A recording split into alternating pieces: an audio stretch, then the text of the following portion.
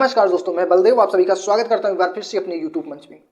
उत्तर प्रदेश में 9 सीटों पे विधानसभा चुनाव के वोटिंग के 18 घंटे पहले भारत के माने जाने भविष्यकर्ता, चुनावी भविष्यकर्ता योगेंद्र यादव ने इस उत्तर प्रदेश के इस 9 सीटों पे योगेंद्र यादव ने जो अपनी भविष्यवाणी वोटिंग के 18 घंटे पहले की थी, वो कहीं ना कहीं उत्तर प्रदेश के इस रिजल्ट आने के बाद, चुनावी नतीजे आने के बाद एक बार फिर से फेल होता नजर दिख रहा है। लेकिन वहीं पे योगेंद्र यादव ने हरियाणा के चुनाव में भविष्यवाणी की थी, झारखंड के चुनाव की भविष्यवाणी की थी, 100% निकला सही। महाराष्ट्र के चुनाव की भविष्यवाणी की थी, वहां भी इनको 40% इनकी भविष्यवाणी सही हुई थी। वहीं उत्तर प्रदेश के 9 सीटों पर जो भविष्यवाणी की थी योगेंद्र यादव, उत्तर प्रदेश क्या भारत के जाने माने चुनावी भविष्यकर्ता, राजनीतिक भविष्यकर्ता योगेंद्र यादव के भविष्यवाणी को इस बार उत्तर प्रदेश के इस उपचुनाव का परिणाम कहीं न कहीं इनको पीछे छोड़ दिया है। वहीं पे मैं बता दूं, उत्तर प्रदेश की इस 9 सीटों के उपचुनाव में जो भविष्यवाणी की थी योगेंद्र यादव ने, एक एक सीट को मैं बता रहा हूं किस सीट पे योगेंद्र यादव का प्रबल दावा था कि ये सीट समाजवादी पार्टी जीतेगी, ये सीट बीजेपी जीतेगी और ये सीट बसपा जीतेगी। लेकिन नतीजा क्या हुआ वो आप लोग के सामने है। हालांकि इस वीडियो में वो क्लियर मैं कर दूं कौन कौन सी सीट है जिस सीट पे योगेंद्र यादव एक बड़े जाने माने राजनीतिक भविष्यकर्ता की भविष्यवाणी एक बार फिर से विफल होती दिख रही है। तो इनमें से पहली सीट है, 9 सीटों में से पहली सीट है करहल विधानसभा सीट को योगेंद्र यादव ने कहा था 100% यहां से समाजवादी पार्टी की जीत होगी। हालांकि इस सीट पे समाजवादी पार्टी ने बड़ी ही मुशक्कत करने के बाद यहां से तकरीबन 15,000 वोटों से तेज प्रताप यादव को जीत हासिल हुई और तेज प्रताप यादव समाजवादी पार्टी के प्रत्याशी थे और इस समय विधायक बन चुके हैं।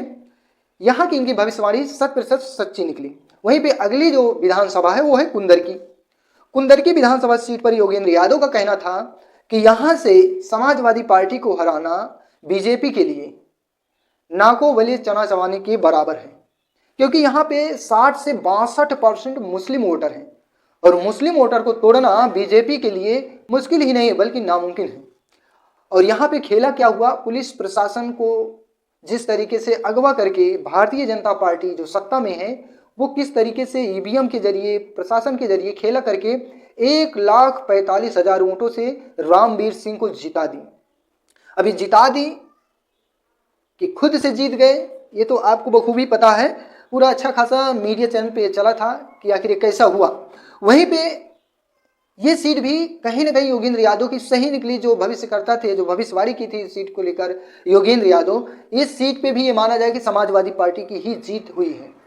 तो यानी कि करहल और कुंदर की 2 सीटों पे सही निकली। तीसरी सीट है सीसामऊ पे इनकी दावेदारी थी कि योगेंद्र यादव का जो कहना था कि सीसामऊ से नसीम सोलंकी ही जीतेंगी, समाजवादी पार्टी के प्रत्याशी ही जीतेंगे, और ये कहीं ना कहीं सच होती नजर आई वोट गिनती के दौरान। और यहां से समाजवादी पार्टी के प्रत्याशी ने एक अच्छे वोटों से जीतते हुए अपनी जीत दर्ज की। वहीं पे जो अगली सीट आती है गाजियाबाद की सीट, और इस पे योगेंद्र यादव ने कहा था कि भारतीय जनता पार्टी इस पे जीतेगी। हालांकि ये भी सही हुआ। मीरापुर की सीट बताए थे कि यहां भी भारतीय जनता पार्टी जीतेगी, ये भी सत्य निकला। फूलपुर सीट पर जिन्होंने आंकड़ा दिया था कि समाजवादी पार्टी जीतेगी, लेकिन यहाँ पे प्रत्याशी, गलत प्रत्याशी उतारने की वजह से समाजवादी पार्टी यहाँ से हार गई। यहाँ पे कटेरी है, कटेरी में 50-50 का आंकड़ा बताए थे कि यहाँ समाजवादी पार्टी भी जीत सकती है और भारतीय जनता पार्टी भी जीत सकती है, ये भी सत्य निकला। मझवा में भी 50-50 बताए थे, 50% 50-50 का आंकड़ा, ये भी सत्य निकला।